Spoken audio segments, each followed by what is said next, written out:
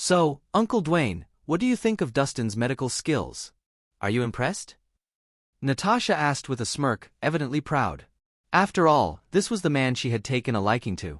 Who knew that a single pill could work such wonders? Dwayne's eyes lit up as he said, Rhys, may I know what this pill is? Can I have a few more? I'll pay for it. Just name your price. Asterisk, this is Gemophen. It's a confidential prescription. And because the ingredients are too valuable, the pill that you just had was my only one, Dustin replied, aloof. That's okay, just sell me the prescription then. Dwayne was not one to give up easily. He was a tycoon in the medical industry. He knew how immensely precious such miraculous medicines are. If he could manufacture them in bulk, he would have struck gold. I told you, the prescription is confidential. There's no way I'm selling it. Dustin stopped himself before he continued, of course, if you could find me another rare herb, I can give you the prescription for the Gemophen. No charges. Well? Dwayne appeared reluctant. It was hard enough to get him the aged Panax root. How much harder would it be to get the ancient heliotrope? As for the gozeraberry, the flower of crimson gem, and the cherusia, he had never even heard of them, much less know where to get them.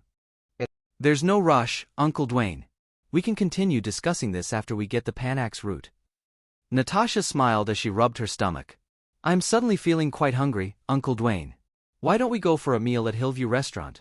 You can also transfer the ownership of the hotel to Dustin while we're there. Dwayne's eyelid twitched. This was one impatient lady.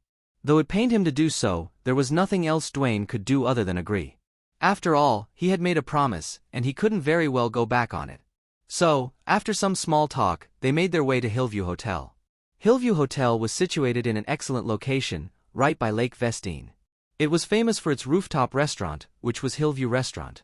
Because of its geographical advantage, it had an extraordinary view overlooking half of Swinton. The night view was particularly breathtaking. With exemplary service and exquisite food, it was no wonder that Hillview Restaurant was patronized by many of the rich and famous. Furthermore, they only served VIPs, so regular folk were not allowed to set foot there. Once they reached Hillview Restaurant, the three got a private room to themselves and ordered some of the signature dishes. They soon began to dig in. Meanwhile, a Mercedes-Benz SUV stopped in front of the main entrance to Hillview Hotel. The car door opened and Florence stepped out of the car. Matt, Hillview Restaurant is a wonderful place.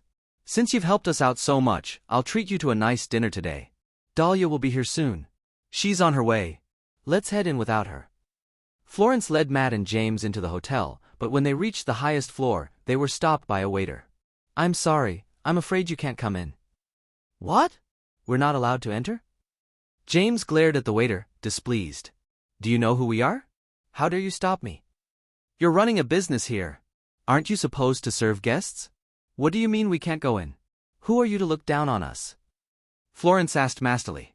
They had anticipated having a good meal there, but they ended up being denied entry. Peeved was an understatement.